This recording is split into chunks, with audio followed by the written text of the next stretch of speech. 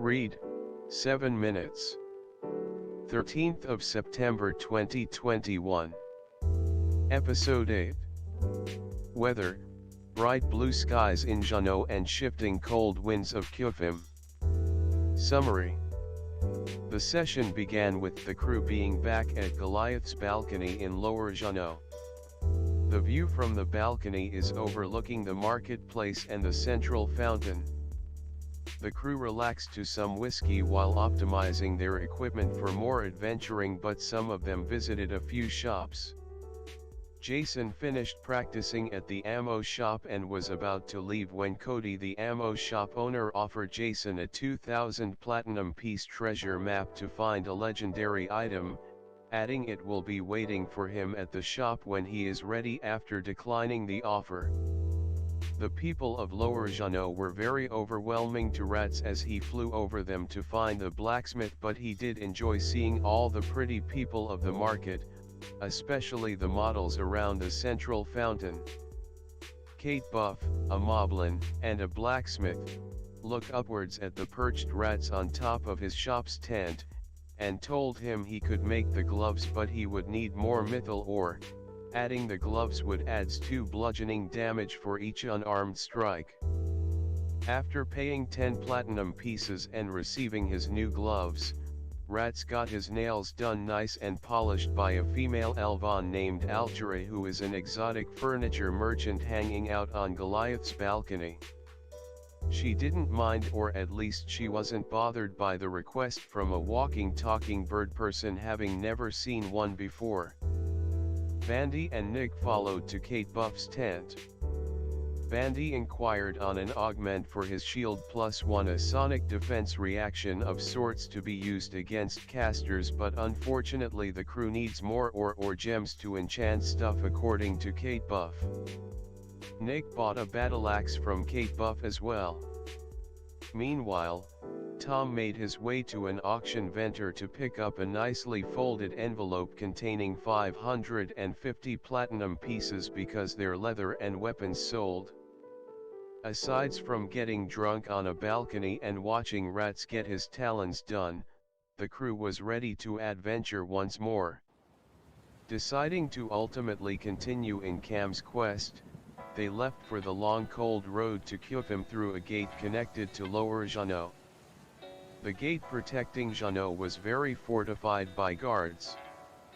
The guards warned the crew to not touch the gate as they passed, but Rats and Bandy quickly challenged this by poking at it. The upset guards chased after them and pushed them forward on their quest.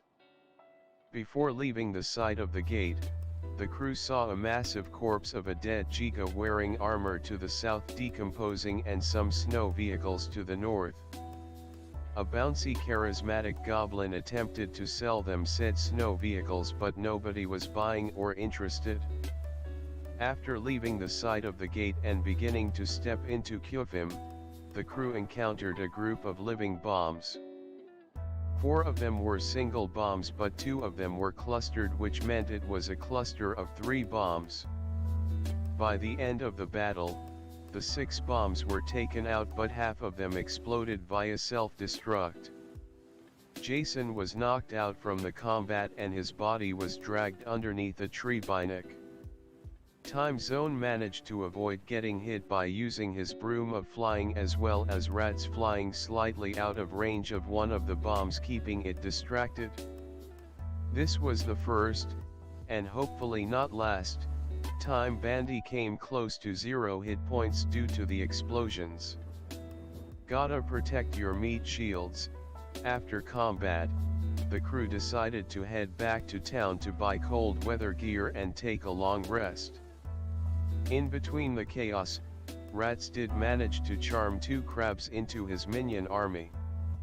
Upon returning to Kyophim, they encountered a Jiga and 2 ghosts, aka bogies.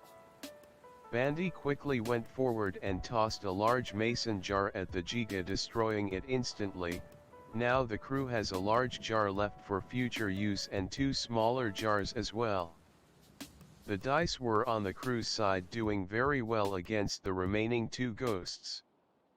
They were easily defeated. Since the Giga was being eaten alive by the gelatinous cube, no loot from it, and so the crew received mundane loot from the ghosts. Upon ending the battle, the crew decided to do another long rest for the night. We are more often frightened than hurt, and we suffer more from imagination than from reality. Decisions set the directions of our lives while casting aside the unimportant. One or two wrong turns can lead to heaven or hell.